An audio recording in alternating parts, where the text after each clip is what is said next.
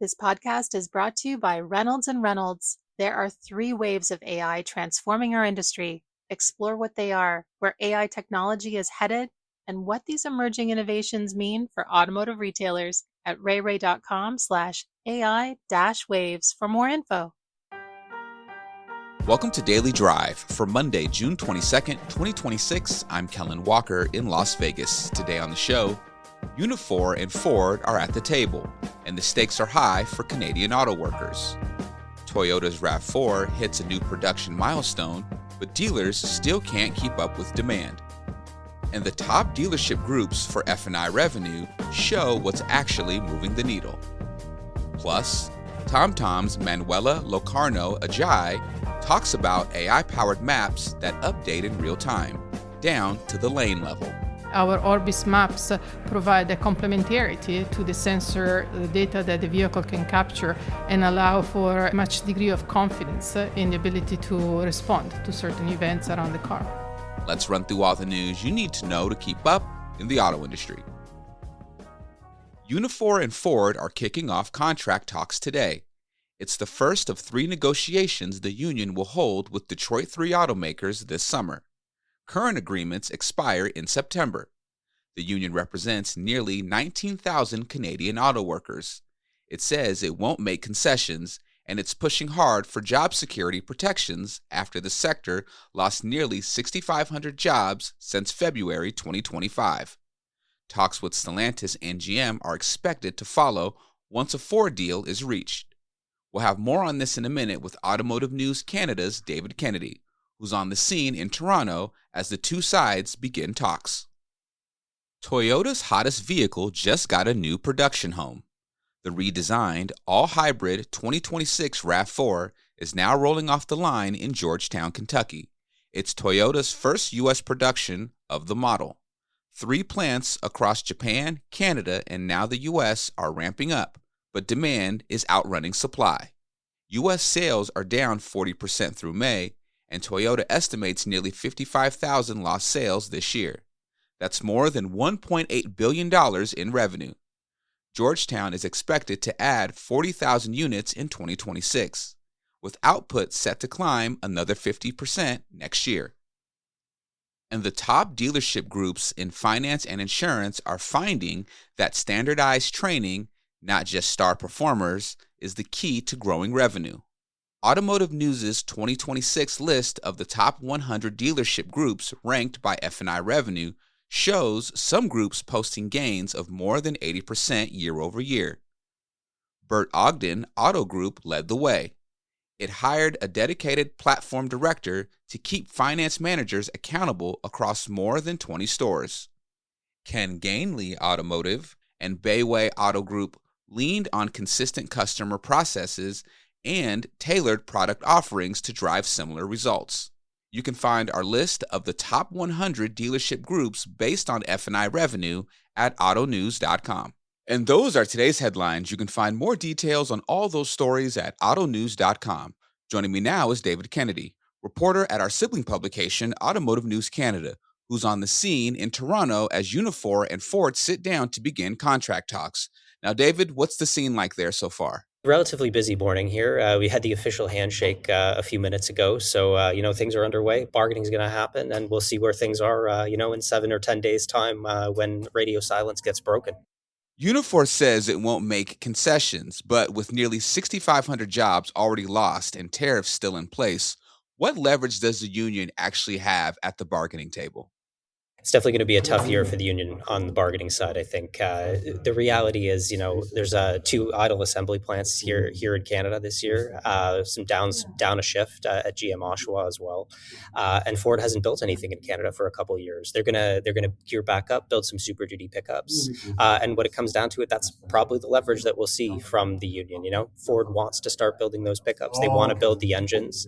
So the thing is, that's always the union's power in this, that they can take their labor away if they want to. Whether or not it matters from the company side, we'll wait and see. But they've picked Ford for a reason, and it's because they have a relatively good relationship up here in Canada with Ford. I think GM and Stellantis are going to be much tougher negotiations than the one we see off the bat with Ford. Now, Ford is the traditional pattern setter in these talks. What does a deal here signal for the Stellantis and GM negotiations to follow? Unifor has always had a good relationship with Ford. For years, they've led off these negotiations by talking to Ford, and GM and Stellantis have proved tougher talks. And that's going to be the case this year as well. Ford, it wants to start building Super Duties in Canada. They've got everything in place to do so, and they're planning to this fall. Both the union and the automaker want this to happen. GM and Stellantis are a little bit tougher to say. GM's been sort of dialing out some production in Canada on the pickups that they build, and could do that probably without hurting the bottom line, at least in the short term. And Stellantis is really the same case. They've been building full bore in Windsor for a while now, and minivans have been selling well, which is good for everyone. But at the same time, that Brampton plant has sat idle for a long time, and Unifor wants to see it filled.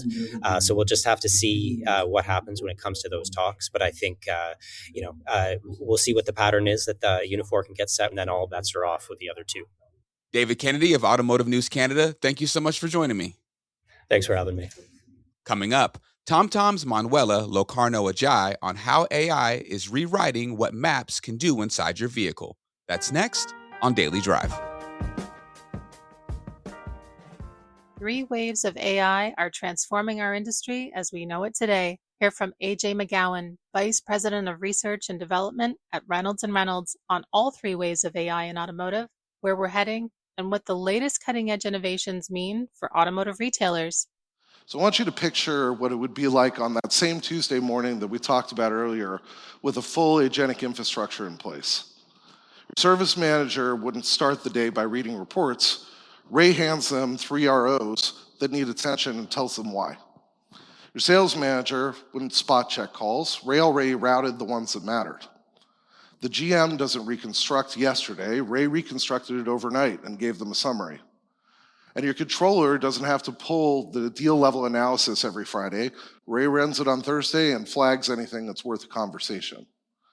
Decisions can get made earlier in the day with better information by fewer people. And that's what the agentic wave actually feels like in your store. It feels and sounds a little bit like science fiction, but at the end of the day, it's not. It's just a faster Tuesday. If you're interested in exploring how AI can improve operations at your dealership, visit rey.com/AI-waves. That's rey.com/AI-waves. Welcome back to Daily Drive. I'm Kellen Walker. When we talk about self-driving tech, we're often talking about sensors and the computers needed to organize all of that data. But that's only one piece of the AV puzzle. Vehicles also use maps, which are constantly updated to make sense of the physical world around them. TomTom's Senior Vice President of Product Engineering, Manuela Locarno Ajayi, sat down with our own Hannah Lutz at TomTom's Discover Conference in Detroit. They talked on the Automotive News Shift podcast about how AI is powering a new generation of maps, ones that update in near real time and deliver lane-level precision that traditional navigation systems never could. Here's a piece of that conversation. So we are at TomTom's Discover Conference in Detroit today, and we've heard experts from TomTom, Bosch, Amazon, Deloitte, Visteon, and Qualcomm and others talk about AI, vehicle technology, all connected to mapping, which I know is TomTom's specialty.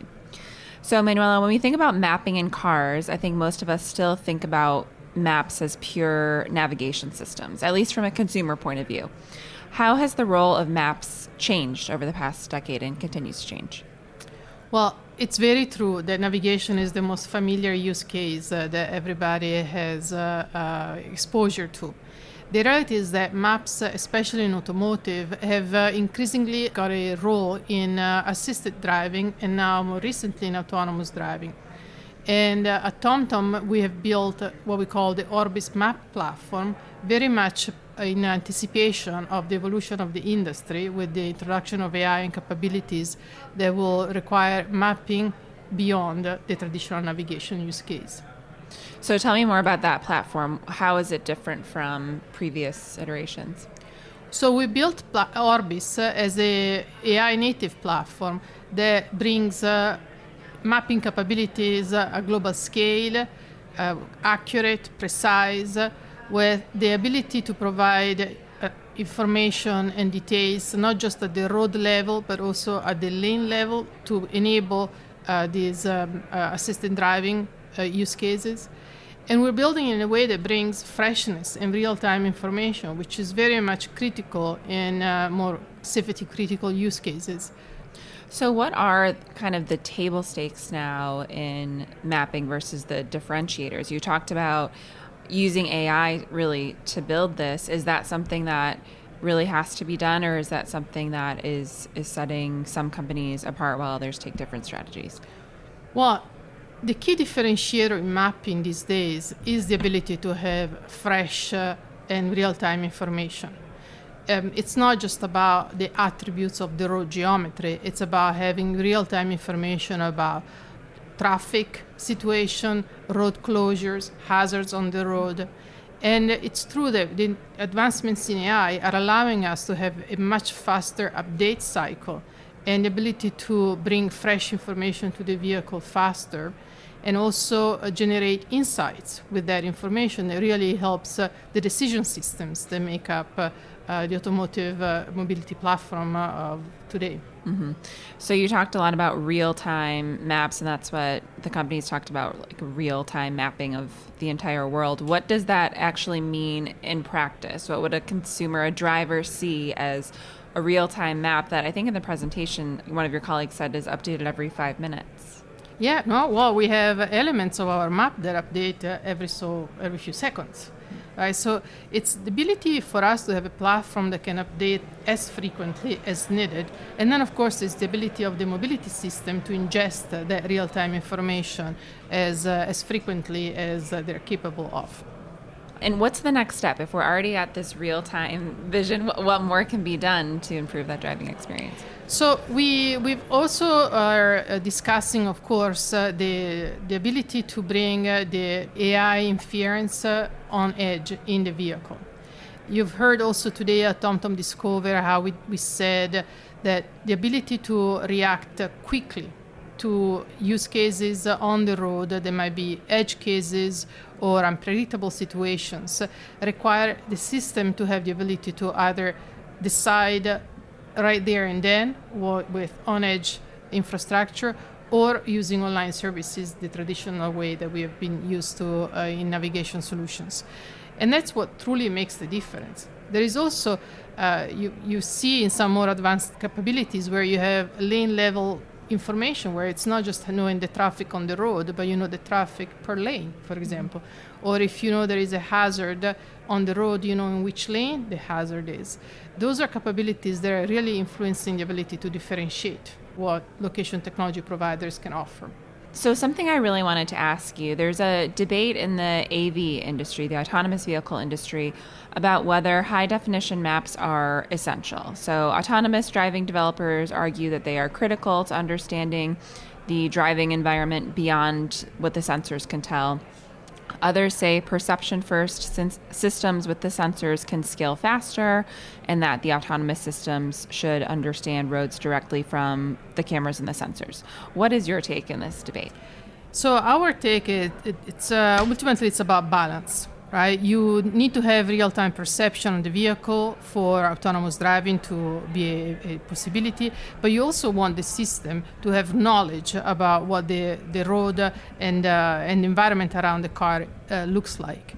And it's about having the ability to balance those two elements in all use cases, in particular those very edge situations where the map as a complement to the system is required for safety and consistency.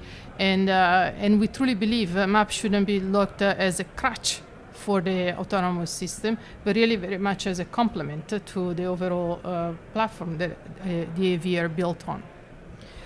What does a map know that sensors have no way of knowing? Well, you have very simple situations where there is an obstruction. The vehicle sensors just are not able to see because maybe there is a large trucks in front of them, or maybe because there is just weather situations that obfuscate the sensors. And having that knowledge built in the car, side by side with what the car can sense through the sensors on the vehicle, is what allows the vehicle to be able to respond to those edge cases where obstructions don't allow the system to see. But there is also the fact that sensors see just so far. There is a horizon element to sensors that map can complement by having the ability to offer to the vehicle information about what's happening farther ahead or around the vehicle that the vehicle itself could not see with sensors alone. And you're gathering this information about obstructions and things that sensors are not able to see for whatever reason from vehicle data, from vehicles that have already passed through? Our Orbis platform is ingesting tens of thousands of data sources. It is a combination of probe data, sensor-derived observations data, but also a variety of data sources that we acquire through different areas. And also for different geographies, those data sources might differ.